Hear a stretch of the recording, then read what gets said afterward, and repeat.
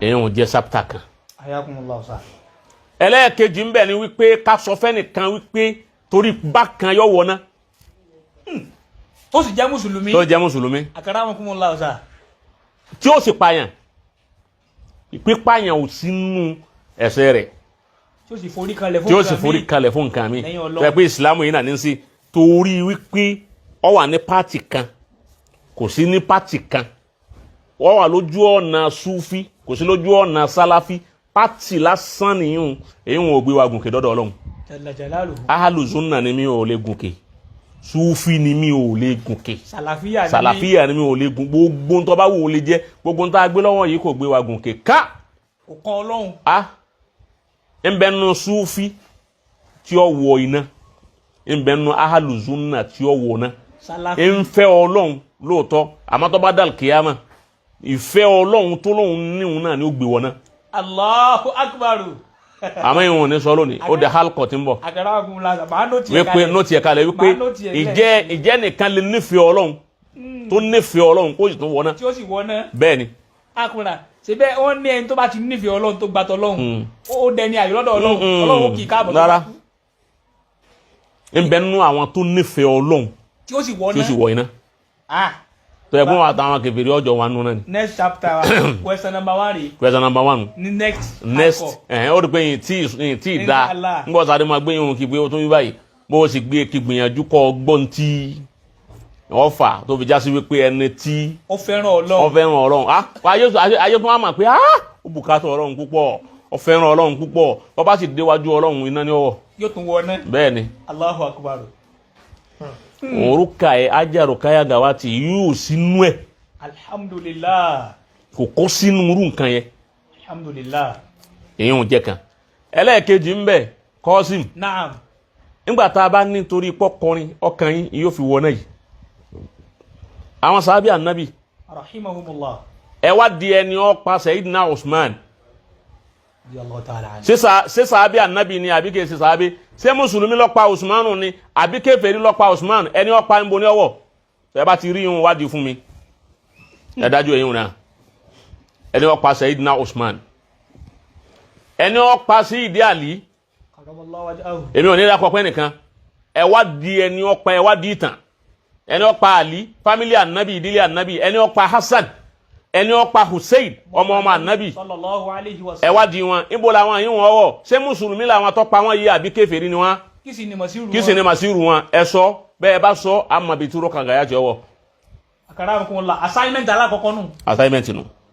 now ẹni pa ẹ wá di àwọn mùsùlùmí tó kú sí ogun wákẹ́ àsọ̀fẹ́ì wákẹ́ àtú Jamal wákẹ́ ànahrawan ẹ wá di àwọn mùsùlùmí tó kú bẹ́ẹ̀ mùsùlùmí ló dájú kọ mùsùlùmí tí wọ́n para wọn àwọn mùsùlùmí tó pa mùsùlùmí wọn àwọn tí wọ́n pa èèyàn tán pa ọmọ ya mùsùlùmí wọn bo ni wọ́n wọ̀ tẹ́ ẹ bá ti sàábé sì ni gbogbo wọn sàábé àti sàábé ànábì ni wọ́n dájú kọra wọn àwọn tí wọ́n jẹ́ khairu kurun tó yẹ pé kọ́rínù sẹ́ńtúrì wọn ló lóore jù lẹ́yìn ànábì Muhammad àwọn ni wọ́n dájú kọra wọn tí wọ́n para wọn lẹ́yìn ànábì Muhammad àwọn tá ànábì fi ẹ̀sìn kalẹ̀ fún ni wọ́n dájú ìjà kọra wọn tí wọ́n jẹ́ para wọn wọ́n yí ọmọ ogun tó kú lọ́ndà Muawiya wọ́n yí àwọn tó kú lọ́ndà Sayyidina Ali àwọn tí wọ́n pa èèyàn ni lásìkò náà níbo ni wọ́n wọ̀ tẹ́ ẹ bá ti dájọ́ èyí ń àmàbí tí irú kàgáyà ti ọwọ́.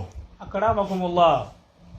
ẹ dákun torí Ọlọ́run ẹ rí pé èyí ṣe bu challenge ni. ẹ bá mi sọ mo challenge gbogbo ní mímọ́ wọ́n bá mi dá ẹjọ́ òun níbo làwọn yìí wọ́n wọ̀. ayé pé ẹni tó sọ pé yóò wọ náà yìí ni àfikún náà jáde láti wá sọ bí tí àwọn ẹni ó pa Usman ọwọ́ ẹni ó pa Ali ọwọ́ Hasan ní Hussein ẹni ó pa ibi ọwọ́ ó ti yé báwọn ikú Sayyidina Umar Abu Lu'lu Al-Majusi ẹni ọ̀ràn pé ó pa. Mashallah.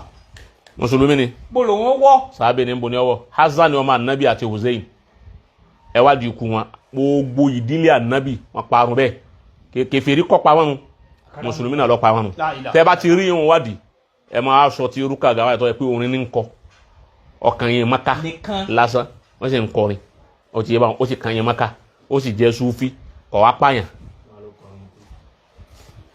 ó kọrin kú nìkan ní wàá sọ ọ̀dọ̀ ọmọ náà lọ́dọ̀ tiẹ̀. n tí débi ọkọrin kú. Akramakumullah kò tí ì débẹ̀. má ti orin ní ń kọ ànukun lọ sá. èyí ò jẹ́ kan náà ìbéèrè àkọ́kọ́ tó ọkọ́ béèrè ó ní pé ọyá máa bí ilẹ̀ ọkàn kábàámu. ó kọ orin kú ní ìbéèrè alákọ̀ọ́kọ́. alákọ̀ọ́kọ́ ni wípé kẹ́límà wípé ọkọrin kú ẹni ó wí bẹ́ẹ̀ tó ní ọkọrin kú ó ń tọ̀ wọ́n ò mọ bóyá kò understand ntọ́sẹlẹ̀ nígbà tí ajá Rukaya Gawat ó kú bóyá kò gbọ́ àkọ́kọ́ ni pé kọ̀kọrin kú hospital ló kú sí tó bá wá kọrin kú orin ìwo lọ́kọ tó fi kú tó rán bá léèyàn ṣe nǹkan kú ọ̀gbọ́ tó bá ní ọkọrin kú èyí ò ní wípé ń kọrin lọ́wọ́ ń ju máìkì ilẹ̀ báyìí dé ọkàn kú ni ó ti yé báwọn késẹ̀ tí orin tó kọ̀dà fídíò orin tó kọ̀dà àwọn tí wọ́n wá dúró tí àwọn ń jí ó yé wa pé kọ̀kọrin tọ́rẹ́ni tó wà lọ́sibítù tí ọ̀rẹ́ tí ó gbádùn ó ti yé wa níbo ni ó ti ráyè à ń kọrin ẹni tó kù fún un ní wí òun náà ni ya salam ya salam ya salam àwọn tó dúró tì wí bẹ́ẹ̀ àbá wa ọmọ bàbá Lágége Sheikhu Sattar ya Sattar ó ti yé wa Lábẹ́kúta oníwàásí àgbáyé àwọn náà wí bẹ́ẹ̀ agbọ́ bẹ́ẹ̀ a tún gbọ́ wípé ńgbà tí ẹ̀mí náà bọ́ lọ́rùn ẹ̀ la ilaha illallah la ilaha illallah wí sí rẹ̀ kò pọ́síbù kí ẹni tí kì í bá sẹni Ọlọ́run mo ti sọ fún ọ rí ọgbà ọ̀mánì ẹni tó bá rí wípé í máa fẹ́rí kanlẹ̀ fóòsà ọ̀kan tún ni ẹni tí ń fẹ́rí kanlẹ̀ fóòsà tẹ́sí máa gbé òsà ní ń bọ̀ ìdí ògùn ni máa dúró sí ọwá fẹ́ kú ọwá kó kíkà búbọ́ta ọwá ṣe la ilaha illallah la ilaha illallah ọwá rí wíjálẹ̀ mi bọ́ lọ́rùn rẹ̀ wọn ò bí wọ mùsùlùmí wọn dáa kọ́ pé lọ́mọ náà tó bá wí bẹ́ẹ̀ ó rojú àwọn ajú Ọlọ́run ìwọ inú kọjá sí wípé ìwọ lọ́wọ́ náà ni.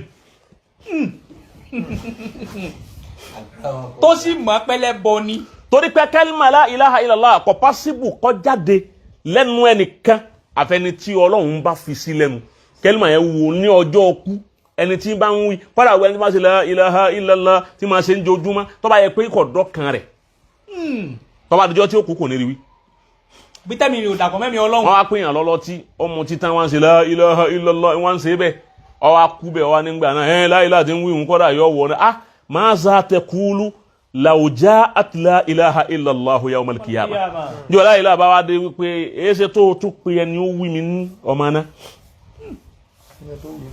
ebi tẹ ẹ̀rí tó ti mà torí mẹ́rin wá fún ọ ẹ̀rí tó ti mà ní wípé Fíráúnà ìjọ tó fẹ́ kú gbogbo aburú tó ṣe pẹ̀lú Musa ìjọ tí wọ́n múra tí ọ̀lọ́ tí tó dò túfánù ti gbé tó kú ìyá yìí. tó kú díẹ̀ kó sí. ni wọ́n wí pé la ilaha ó fẹ́ pé la ilaha illallah ó ní la ilaha ó ti wí la ilaha kò sọ́ bá kan ó wá kú illallah tí Fíráúnà báyìí rí illallahu wí tọ́ báyìí bọ́ tẹ́ni bá bọ́ lọ́rùn rẹ̀ ohun ni Ọlọ́run.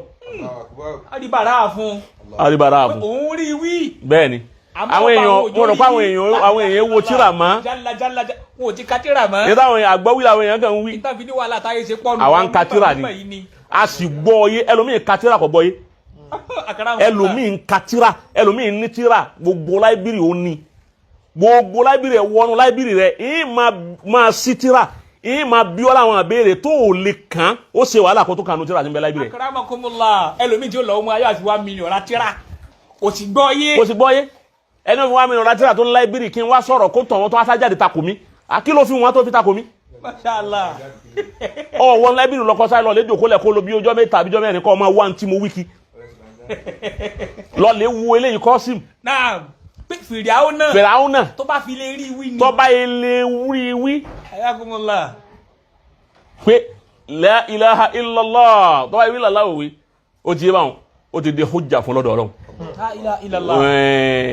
ọwọ́ ni la ilaha illa tó a ní bó ṣe la ilaha Ọlọ́run lẹ́ màláíkà gbọ́dọ̀ jó wí o ẹgbẹ́ ẹnu ẹ̀ ọkàn ní illa alladhi amanat bihi banu Isra'il èyí ló tún wá bí ọlọ́run ti gẹ̀ẹ́tì ẹnu ó ní mọ̀jẹ́lẹ̀ gbé ọ̀ṣọ́ba kan àfọba táwọn bá ní Isra'il aláwọn gbàgbọ́ òun Ọlọ́run ni èmi náà ló tún wí báwọn ọ̀dà ẹgbẹ̀mí ẹ̀ báwọn dá èyí tó wí dá àwọn yóò tún rojú oyún náà wájú Ọlọ́run. La ilaha illallah. ẹnìkan wá wí la ilaha illallah òkú kẹ́nìkan wá jáde kọ́ wá ní torí pé ń kọrin yọ wọn náà ẹ̀nà bá wí bá nìyí àwí gbọ́ ní ń wí kò kéwu gan-an. àkàrà